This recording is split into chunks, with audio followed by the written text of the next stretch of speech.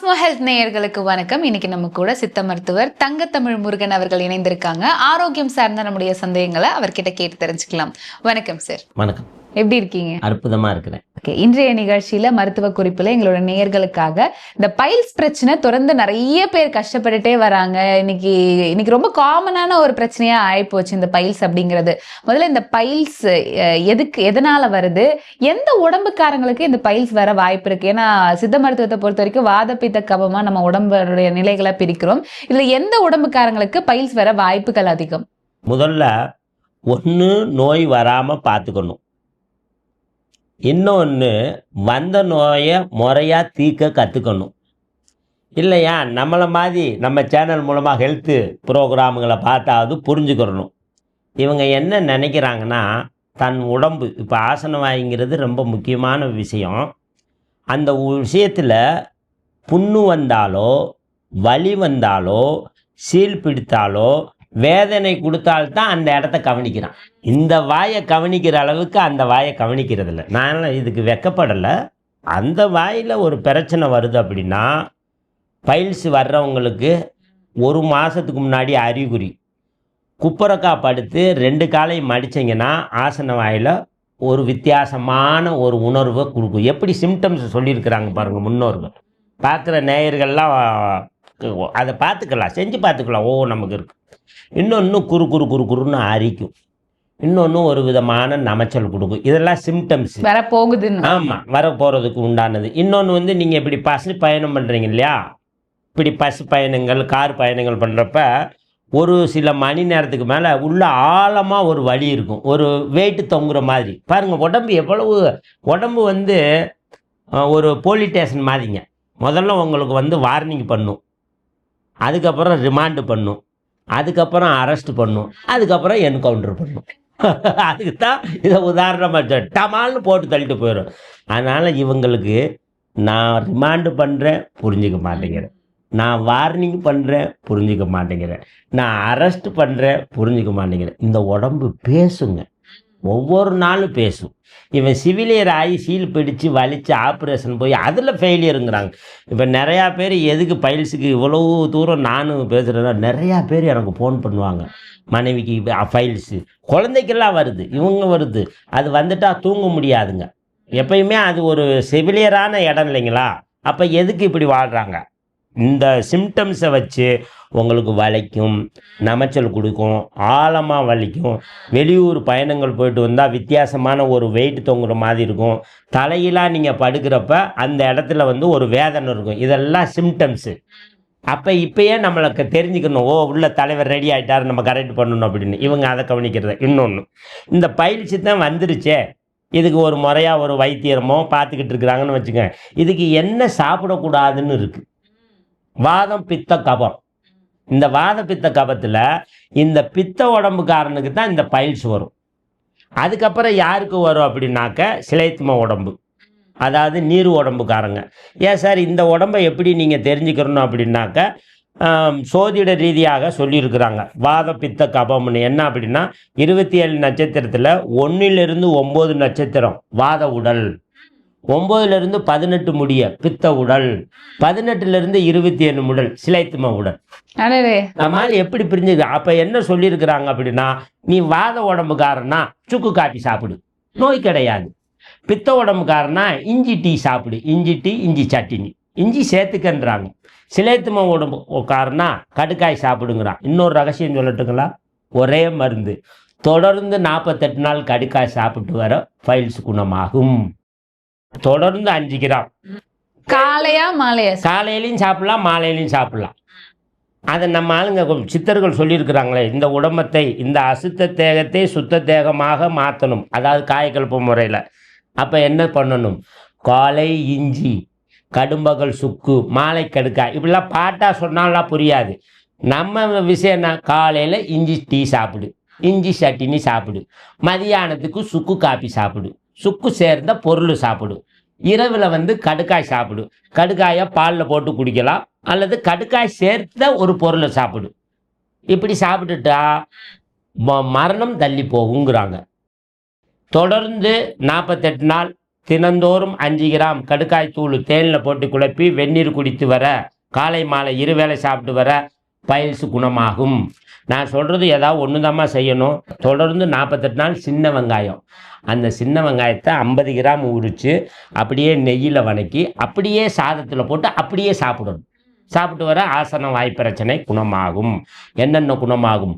இரத்த மூலம், உள் மூலம், வெளி மூலம், அதுக்கப்புறம் வெடித்தல், அப்புறம் சீல் பிடித்தல், அப்புறம் புண்ணு, இவ்வளவும் குணம். அப்புறம் அரிப்பு, நமைச்சல் அந்த இடத்துல வரக்கூடிய இத்தனைக்கு கேட்கும். அடுத்த வேலை மலைப்பூண்டு, கொடைக்கானூர் மலைப்பூண்டுன்னு இருக்குது. அந்த மலைப்பூண்டை வாங்கி நீங்கள் பூண்டு குழம்பா வைக்கணும்.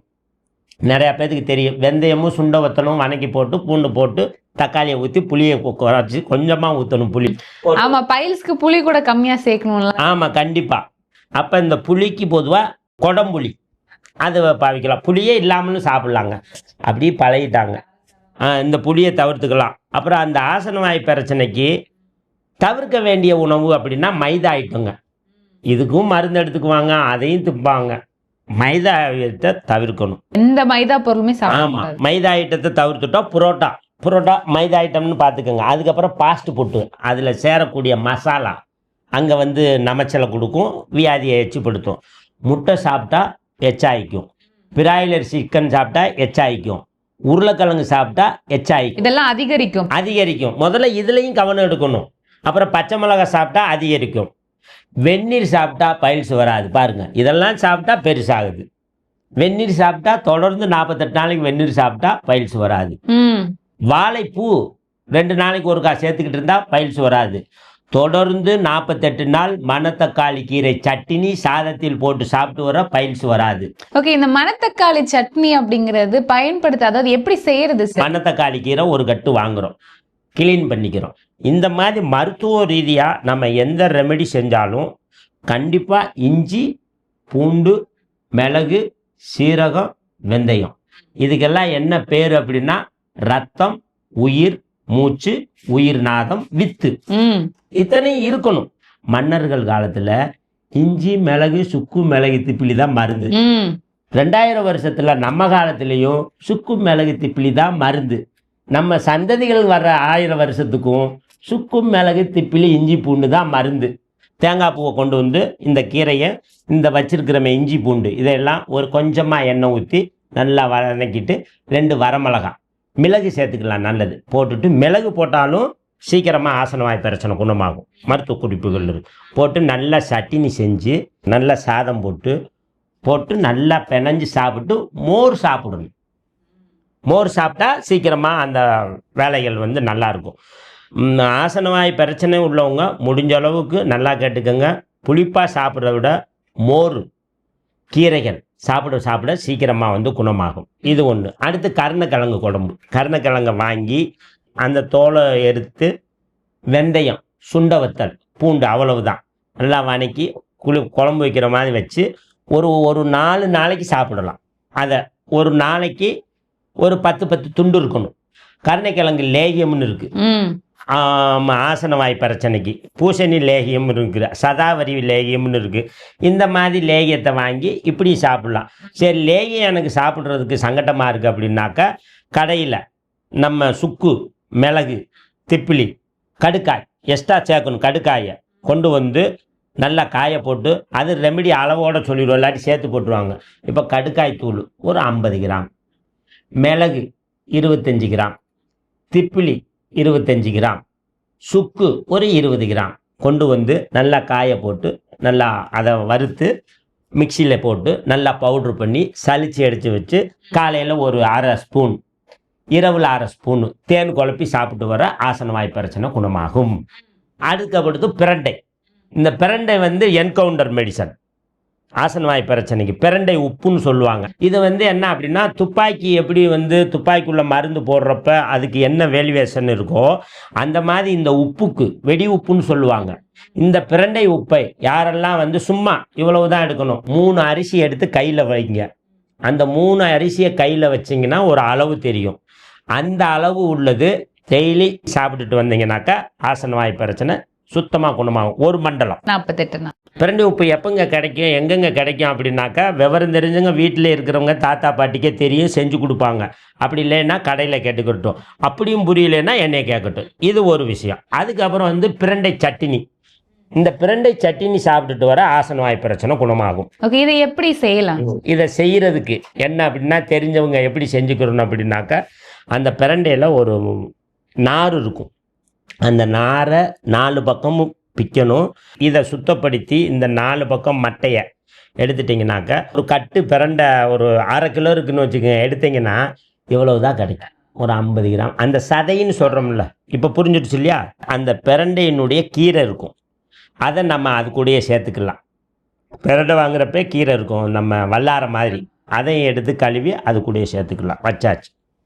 வச்சுட்டு இப்போ இந்த பக்கம் சின்ன வெங்காயம், பூண்டு, இஞ்சி, மிளகு, சீரகம்.